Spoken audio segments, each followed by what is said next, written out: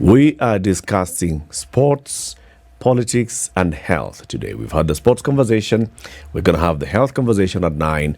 This hour, let's talk about the health of a political party. The former ruling political party, Jubilee, doesn't seem to be okay. It's been sneezing, and coughing lately. And the Secretary General, the registered Secretary General of Jubilee, must have had that. The registered Secretary General of Jubilee, Jeremiah Kioni, is our guest. Of course, we've seen that there are other Secretaries General who've come up. And now that's what we want to talk about, this the Jubilee House of Cards. House of Cards? Yes.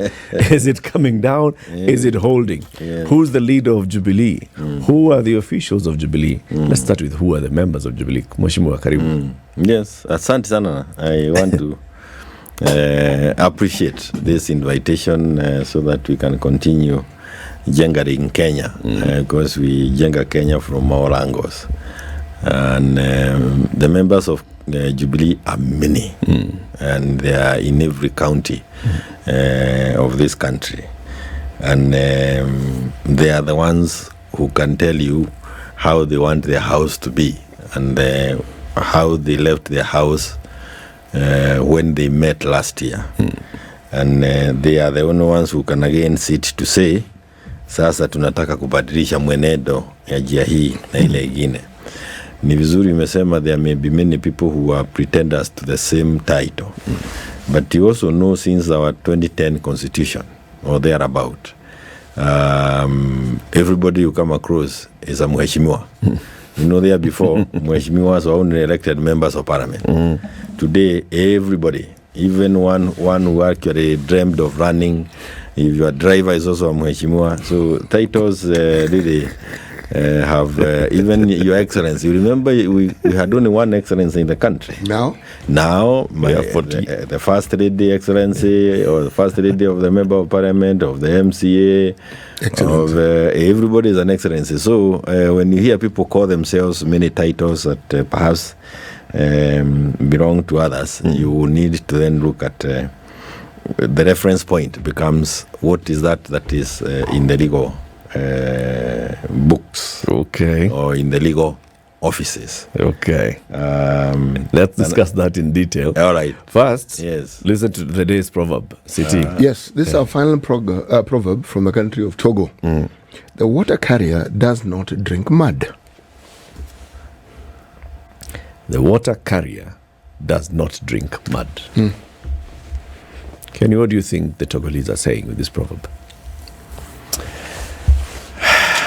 I think a good one and a bad one, because it's like you're justifying the situation in this country. Ile ya kusema ni wakati yetu ya kukura.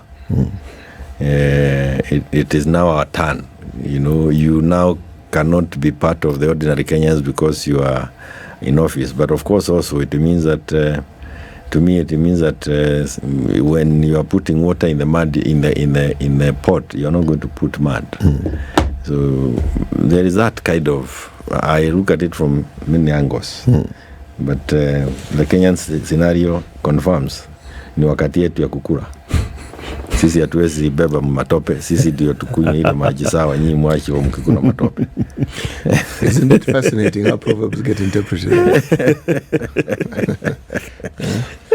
That's of course, a politician will interpret it from a political angle. That's the beauty of proverbs. Because when you ask for people to tell you their interpretation, your knowledge just grows. The store of knowledge grows. Because you hear interpretation that you couldn't have imagined or even thought of. Totally. Yes. Mheshimiwa Kioni, yes. Just for purposes of actually all of us understanding Jubilee, what are the structures of Jubilee as per Jubilee's constitution? I think I will.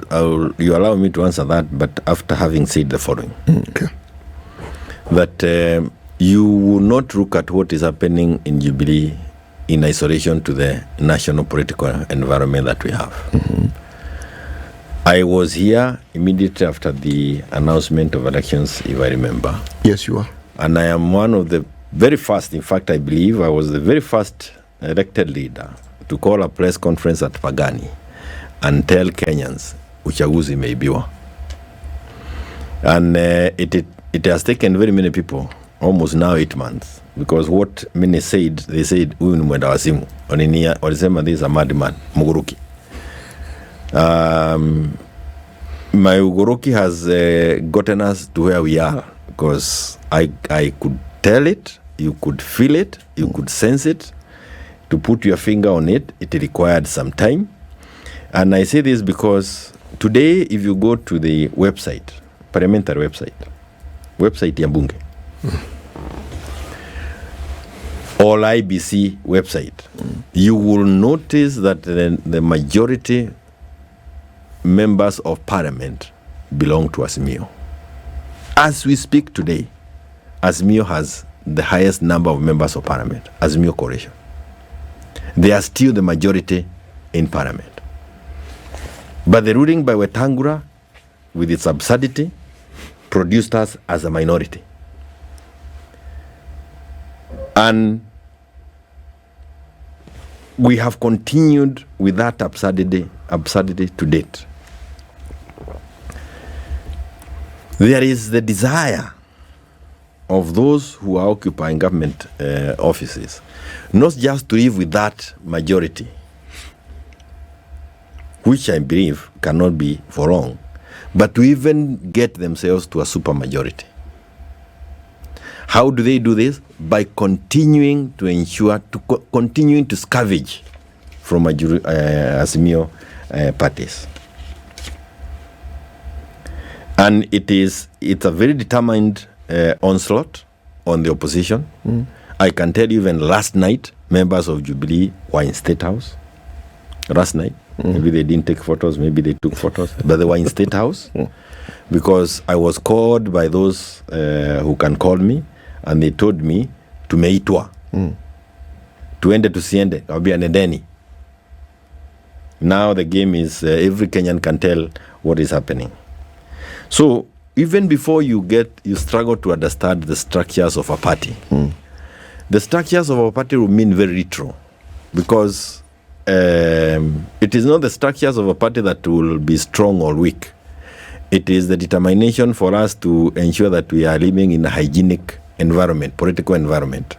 And when it is not there, like I've said before, and I want to say here, the law does not lead politics. Politics leads the law. Where we are now is a situation where as politicians, as political leaders, and within Azimio, we have to decide, and we have decided that we must protect our space politically. Okay. We did it when KANU was picked as a member of the Semen. We said it is not a question of going to court. It is not a question because you are not certain of the outcome. It is a question of playing it politics. Why must the opposition be scattered? Starting with that majority that was taken away and still remains our position. In fact, every time I'm introducing Wadai, I have difficulties calling him the minority leader, because for all practical purposes, he is the majority leader. Eric, remember, I see you looking at me with a little bit of fear, but let me tell you why you should not be Not fear. I'm just wondering when you're going to answer my question. Your question will be answered because it will come. Let me tell you why. You see, we cannot continue this same website, and the results are the results that produced William Ruto with his numbers. So if we then are saying we must respect William Ruto's number, why are we not respecting the same results that produced Azimio as majorities on the floor? So you can't have your cake and eat it. And this is why I'm saying now this is not an issue that you are going to see in the legal places and saying what structure, which organ, and the rest. It is an issue that we as Azimio must say, respect this, or else we have no space to talk about. We have said that we want you to lower the cost of food. Now today, the voice that can say this, charging employees 3% for housing and telling the employer also to pay 3% housing will certainly end up with unemployment. If you, like yourself, I know you belong to this bracket, of those who are earning 500,000 shillings plus, know from the passage of the bill that is before Parliament now, you will be required to pay 35% of that figure. If you are paying 35% of that figure, it will be upwards of maybe something like 25,000 shillings plus. That's another employer you are going to lay off so that you can be able to feed Kenya Revenue Authority. It is only a respect of Jubilee and the parties within Azimio that the voice of the voiceless will be heard. Bibi yako na nywele kama amezoea kuweka ile nywele ingine juu ya ile ingine, the wigs, they are going to pay 5% more. If they like working on their fingernails, isiwe inakaa kama hii yangu ya kukama ng'ombe na ingine, another 5%. Ile polish ya mdomo, it is another 5%. I mean, when you start taxing those, and those are sources of, ngoja kidogo nimalize hii sentence, that is what keeps people going. That informal. You have now gone to tax the bottom. That is true. To the point where the bottom is becoming very painful. It's like having. That is true. I don't know whether you have had issues with the problem with the fibroids in your lectum. I have had that problem. You cannot sit on your bottom anymore. It is now painful. This is how painful this country is. That. However, the organs of the party are like this. Your party Jubilee. I'm now before coming you even to go the to Azimio, your party Jubilee itself has issues. It does not have issues. It is the executive that has issues with the parties in the opposition. And they have only picked Jubilee to start with. They are heading to dismantle others. They have already taken 9 members of ODM.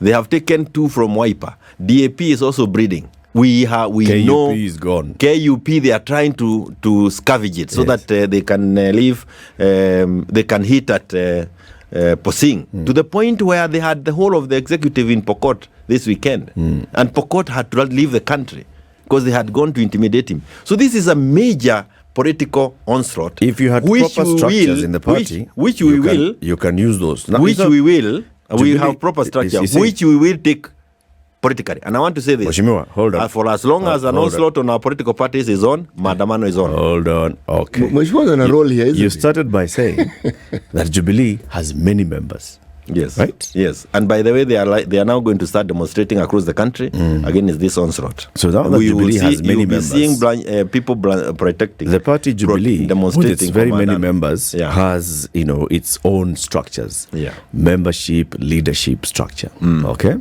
and that's what I wanted you to start with. Just take us through this Jubilee party, right?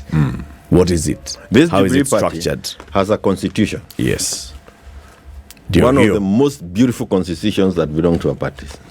Very elaborate in its nature. Yes. Within the constitution, you see at the table of contents or at the preamble, you can go through the messages of the party leader and the rest.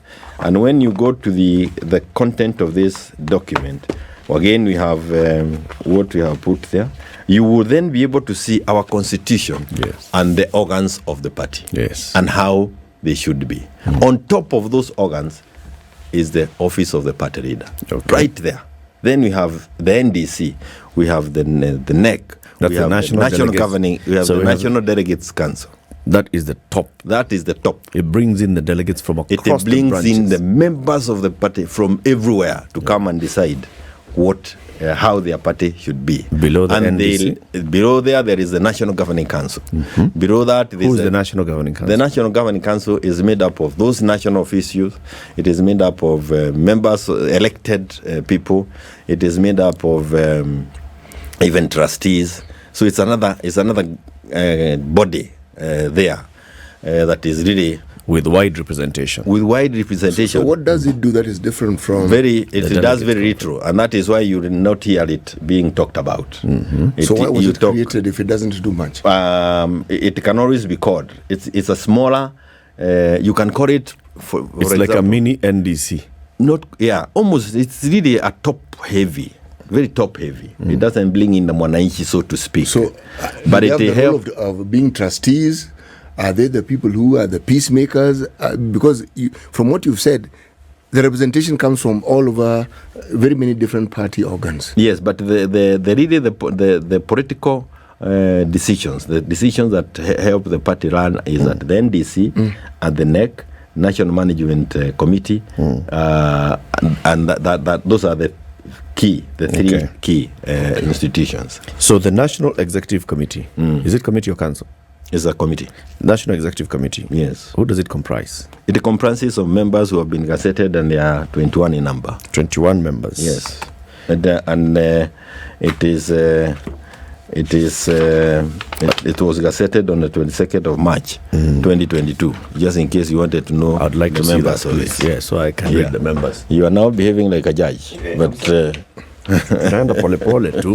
Tuelewe chama. So that when people come out here and say they are the leaders of a party, we know who they are. Yes. And then under that is the National Management Committee. The National Management Committee. What's the job of the National Management Committee is like the one that does the day-to-day. You can call it, it's normally convened at almost no notice, because it is the one that comes in to do those things that must be done very, very quickly. Yes. And then they must be tabled before a NEC. Yeah. Because the times may be such that you cannot be able to convene NEC. NEC must be convened within, you must give a notice. And the notice must be given properly. Yes. So it cannot answer to immediate thing. For example, if, for example, you have an auctioneer who has come and you need to deal with it, you cannot call for a notice of NEC and the rest and such thing. Or, matters of it has. Let me put it this way: NEC has powers to do all that. No. NMC has powers to do all that NEC can do, but everything it does must eventually be ratified by NEC when it is convened. I see. Yes. Now, when is the last time that NEC was convened? We had NEC on, the last one we had was on 28th of April. Just last month? Yes. Just last week? Yeah. Actually. Yeah. All right. And this is the one that had been called by the leadership of the party. Yes, the party leader. And they met and discussed issues. Yes. Were all these members present? There are 21. The ones who are there are the members who are there. You are invited. That's why a notification goes out. What's the quorum? The quorum is 7. Or 7 of the 21? Yes, it's a third. If you read the constitution. Yes. Yeah. Now, there are others who again met and said that they were meeting as NEC. Yes. And they had their own numbers. Yes. And they came up with new leadership structure. So now, who of these two is the legitimate NEC? As I was walking in, I saw very many studios with people just dressed and with all those heavy things in the ears, like masks that we use when you are being hit with tear gas. They look something similar to what you have. But there was only one room that is spice. Yes. I didn't enter in any of the rooms and say this is spice. I came here because this is spice. And I came here because I was invited by the people who were supposed to invite us to spice. When I got to the reception down there, I said I've been invited to spice. And they were clear as to where is spice. All those organs that I mentioned in the party, the way of convening them is provided for in the constitution.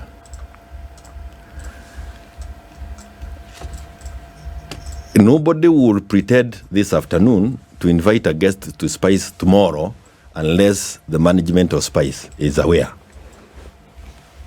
If you have somebody who is so pressing and wants to come, you must get to spice and tell them, you may be having another guest tomorrow, but there is a pressing issue that we need to deal with. Can you step down this and allow this to happen?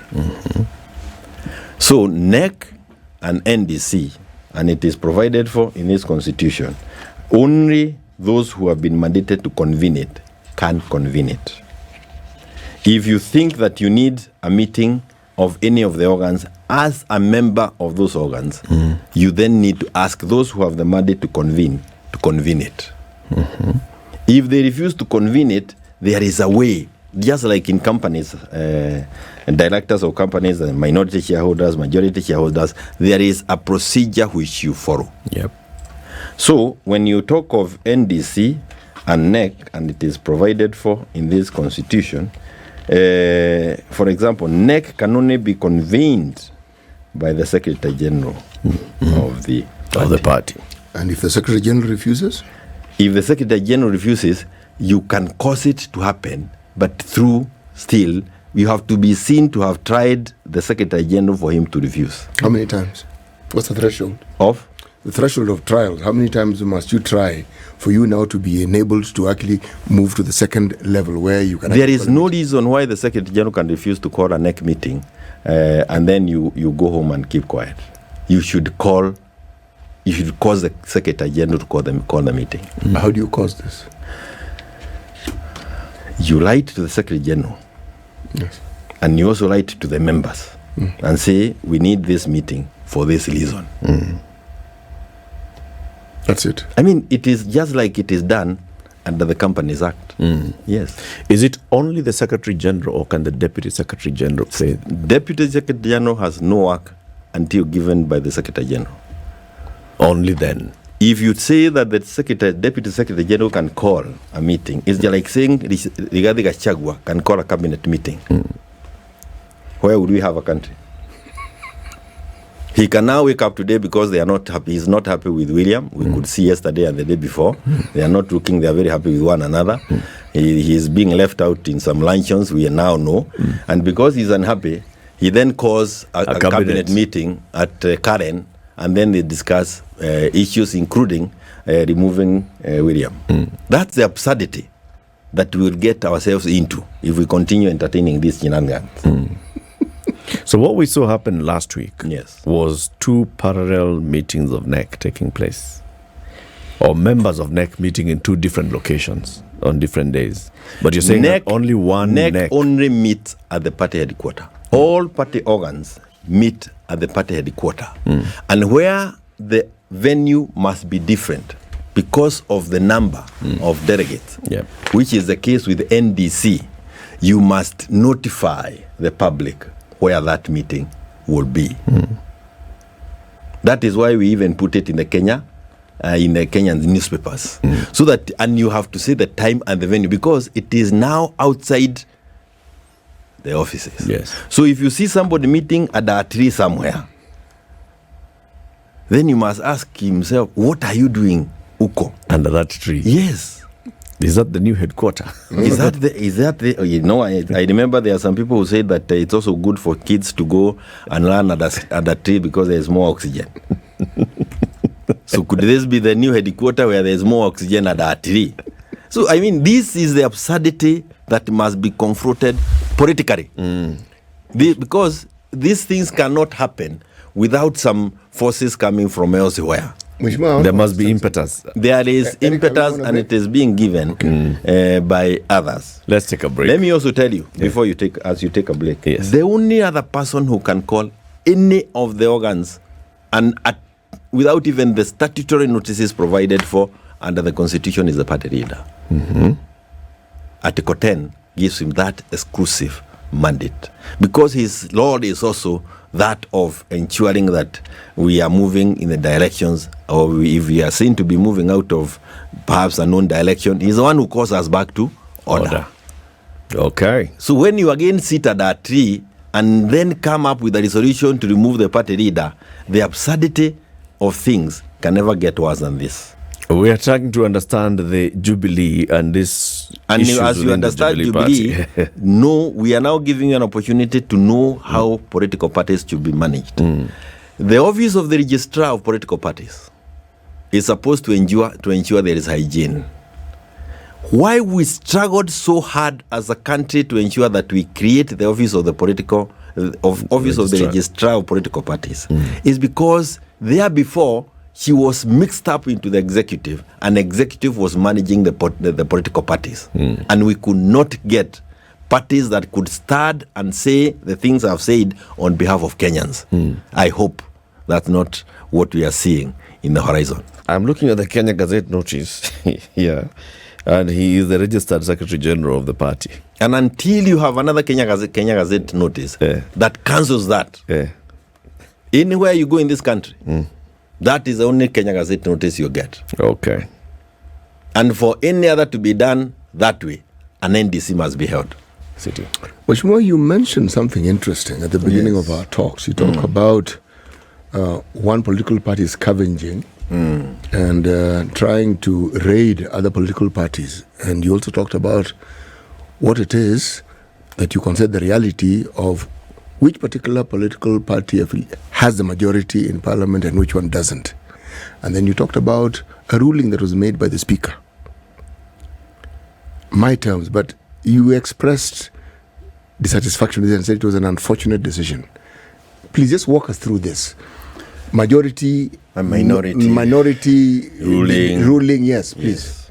It's my player that like Kenyans have now understood. Ukienda kusema fugua sava, Wakenya wote wanasema fugua sava. That this issue will also be, we will be able to explain it to Kenyans until they get it. When we voted as coalitions. When we voted for people in literally two, there were more than two, but there was the KK, where we had UDA as the predominant party, and the other parties that joined. And then we had Azimio, where we had ODM and Jubilee and Wiper as the predominant party, but we also have DAP. When people were voted in those formations, Jubilee was voted as part of Azimio.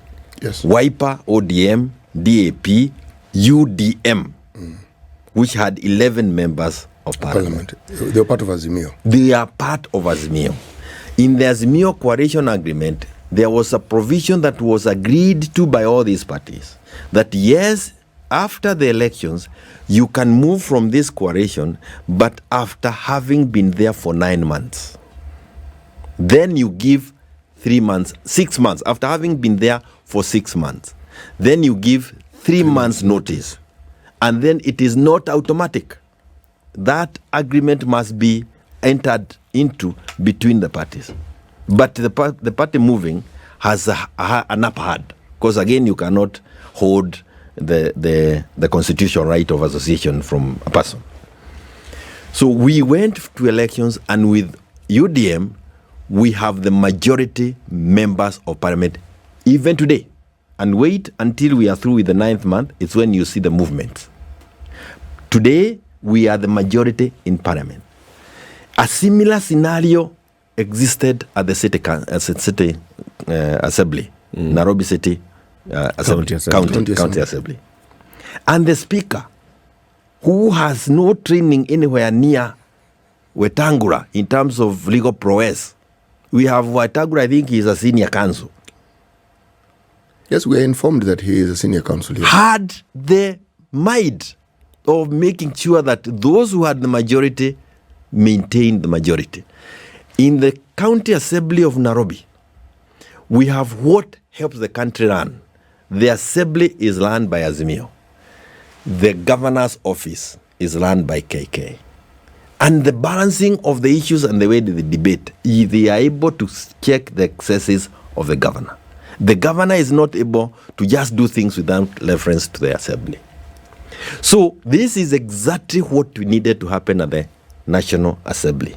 And without, I don't need to say it, it is what you have seen in the US. The Congress is with the Republicans. Executive is with the Democrats.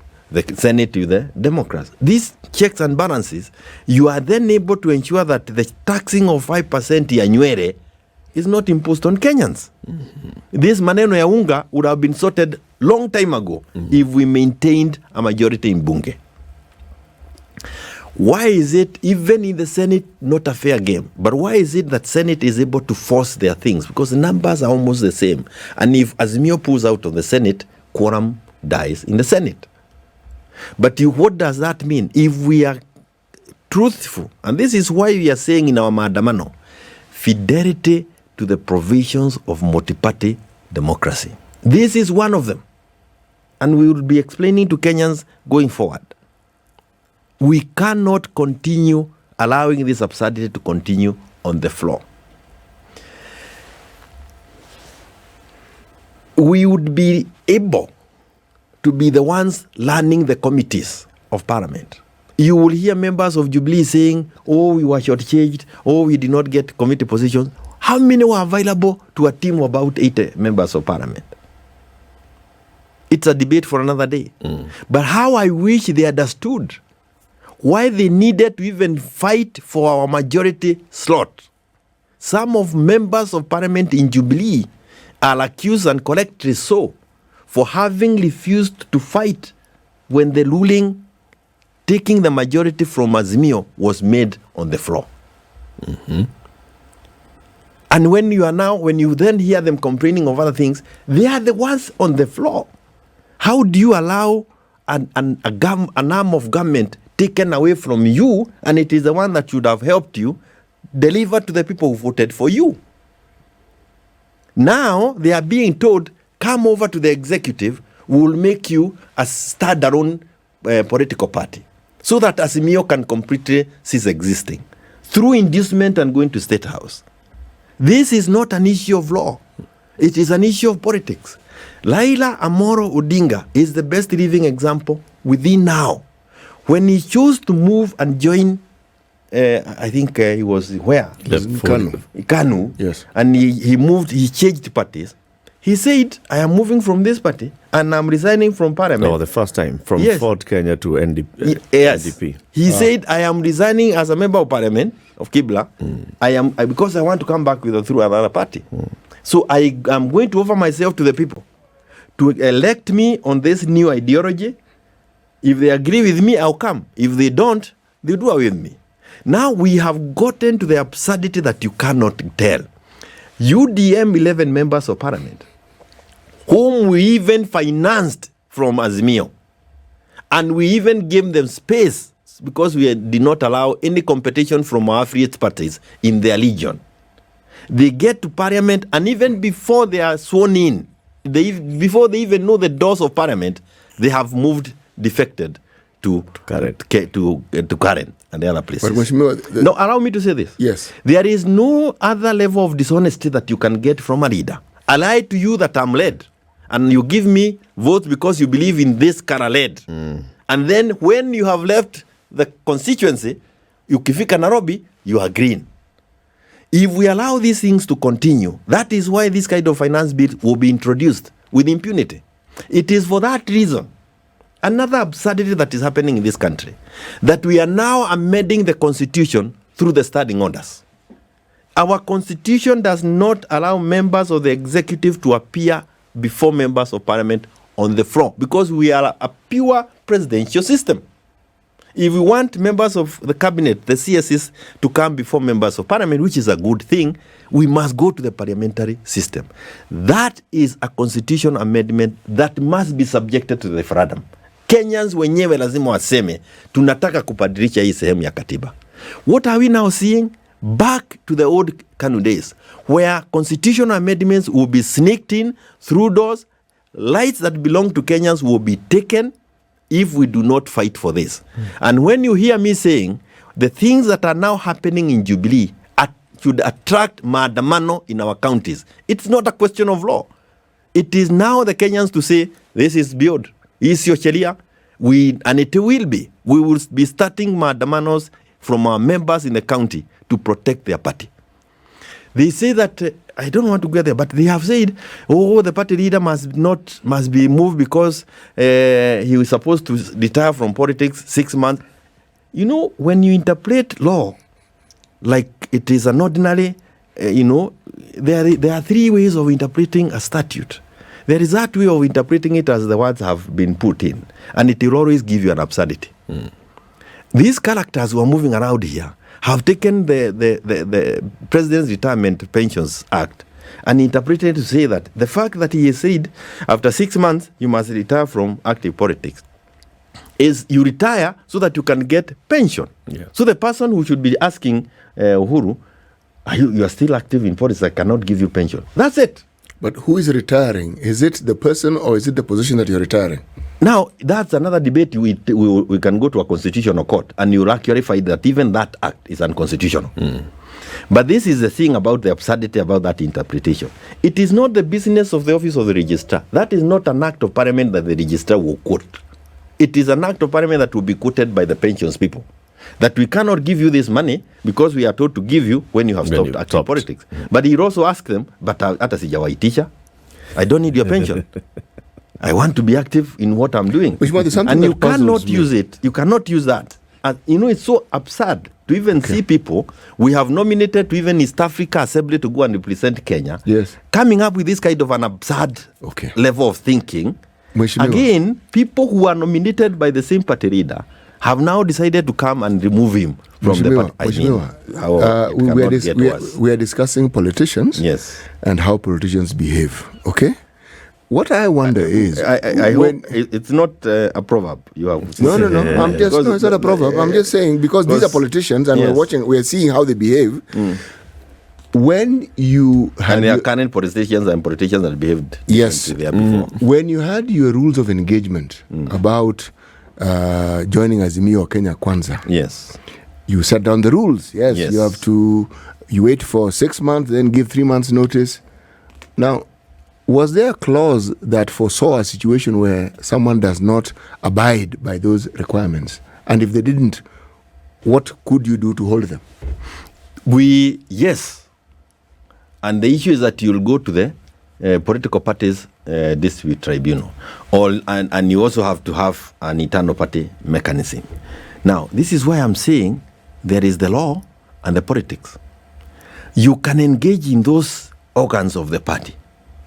But if there is no honesty, you will be seen to be doing something sensible because you can play with time all over.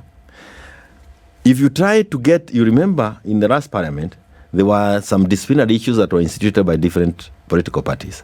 And people moved around between corridors of judicial corridors until 5 years were over. I want to tell you, the kind of scenario that we are in is not where we are going to allow ourselves to be messed by those technicalities. The office of the registrar of political parties is supposed to have flagged that up to the speaker. Did they? They didn't. They were quiet. The office of the registrar of political party was created to protect political parties and multi-party democracy. The space, because it is a space that will remain endangered by the executive, and it does not matter who is in the executive. So when that office becomes complacent, then we get to the kind of difficulties that we are in. Why are we where we are in Jubilee? People meet at a tree. There is no notice. They start giving notices to one another. People who attended the NEC, I have given you the list of members of NEC. Even the ones they appeared with the other day at that tree are not on that list. And then they write a letter to the registrar. They say we had a NEC meeting. The registrar acknowledges that letter and gives his force that would allow them to come and become disruptive to the party. It's until we went to court for that letter to be put aside that some bit of sanity was put back. So there are many people who need to become more. But you also understand, this office of the registrar is now being really... It's called arm twisting. It's arm twisting. Because what did they do? They quickly put her at the Muturi. Back to the old days. Now she is at the AG's office. And before that, it was an independent office. It was an independent office that should be funded by Treasury and by Treasury through political parties, so that they are not subject to the executive. But why is it that Azimio seem to be fighting a rearguard battle? Because these fellows, your opponents or your protagonists, seem clear about their intentions and they are going about their business in whatever manner they are going about it, whatever means they are using. They're clearly executing a strategy. Yeah, they're clear. Yes, and you seem to be retreating. That's what I'm calling you're fighting a rearguard battle. You are all you can see what they're doing. Why are you not responding in kind? I will tell you we are responding in kind, and I tell you why you will see the panic in the executive. You will not be seeing it. We can tell when there is panic.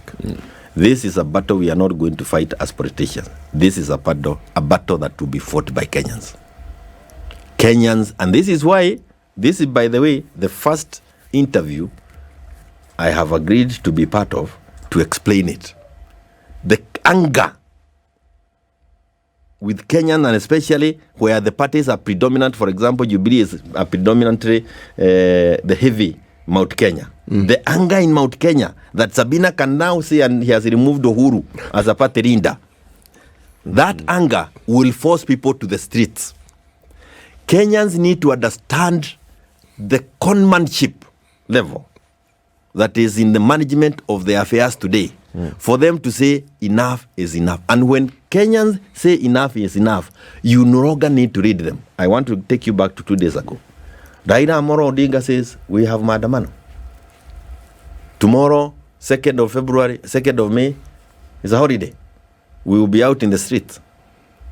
Yes? And we have our intelligence, of course, many things I don't want to explain. We says, wacha tuone nani wanakuja kuharibu mali ya wenyewe. So we hold our people back. The people who had been organized to come and cause mayhem, come, and they cause mayhem. Because Kenyans are running by the day.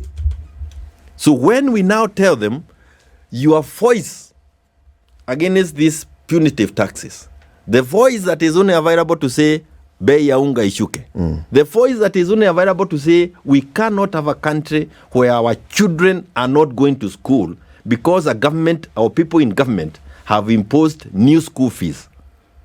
And we are still collecting taxes even higher than what you were doing before. It is that voice that is being taken away. Ndio mtoto asiende shule. We want you mama na wewe baba, tokea kwa barabara, ambia hii serikali waache kutuchezea. Walisema saa hii ndio naambia waambie watajua hawajui. So even this battle you are seeing of Jubilee, and I can tell you this is a discussion that we have had, where Tagura was going to rule against us and say that we have not given Sabina an opportunity to be heard. We told him, there, we'll be in the streets tomorrow. Then he came up with this funny ruling of saying replacement means you must give me 2 names. And what are they trying to do? They want to buy themselves 1 month where they can manipulate the political parties until they get Jubilee out of Azimio. That is why they had a meeting in State House last night. And I'm telling the followers, supporters of Jubilee and Azimio, wake up. Do not allow these things to happen. How many Jubilee members were in the State House meeting last night? Don't have that detail. I wish they could give us the photos. These are the photos that, you know what, I don't know. So they come and tell us. You had your people. We'll get the details. Okay. Si hata wewe kwani si unataka tupigane vita, unataka kunipiga vita na mimi ninapigwa vita na watu wengine jamani. Si uruhusu. I want to ask you. But it's an honest question. I haven't gotten the numbers. Because I'm looking at the list of the NEC members, and I'm asking myself, is it possible, Mheshimiwa Jeremiah Kioni, that the people of Jubilee could be with these so-called renegades in the Jubilee leadership? We can only tell it at the delegates conference. So can you call one? Because I'm looking. We have already called one on the 22nd of May, which this new team said this one is illegitimate. Now there you go. If you are certain of yourself, fugua sava. If you are certain of yourself, kuja kwa NDC. Kwa nini unajificha unapitia kwa dirisha? You see, it is the same behavior of people trying to benefit from positions without going through the correct channels and trying to use the legal technicalities that will keep you becoming a nuisance to others. As we sit here, there is one of the tribunals that they are controlling that is sitting in a hotel, and they want us to appear before them in a hotel, Fairview Hotel. And they are supposed to be sitting at the party headquarters. What tribunal is this? At Jubilee Tribunal. At Jubilee Tribunal. And you can actually see somebody sending you a character in the night telling you must appear. Who sets up a tribunal? Who has the mandate to set up a tribunal? The tribunal is set up as provided for. It's an organ of the party. Yes, it is. But some of those people, some of those people are not even in that organ. They have been put on. Now, let me tell you the other dangerous thing. In politics, there is the issue of trust.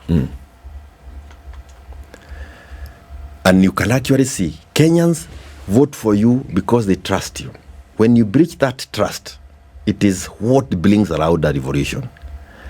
One of the biggest things that has happened within Jubilee is individuals who are supposed to protect the interests of the party have breached the trust. For you to be nominated, for you to be called an executive director, the party has trust in you. Yeah. For you to turn around and then stab the same people who gave you that trust, there is no other level of dishonesty. And hii mambo, hata mambo hii utaona dunia tu. That's why I was asking you, maybe the other side has the people. Because you look at Let us go. from Executive Director Wambui to Adan Keinan to Joel Kibe, Njenga Mungai, Wanja Maina, Mulembe Mundalo, Fatuma Gedi, Recho Nyamai, Kanini Kega, Mutava Msiemi, Abdulkadir Haji, Roweida Mohammed, Kagwe Geshohi, Joshua Kutuni, Jeremiah Kioni, David Murathe, Nelson Zuya, Peter Mositet, Naomi Shaban, Kenoti Katobu, Jimmy Angwenyi, His Excellency Uhuru Kenyatta. How many of those are on the renegade side? Question to ask ourselves. Thank you very much for joining us today. We had a NEC on the 28th, chaired by the party leader. We had quorum. So we have shared those minutes with the office of the registrar.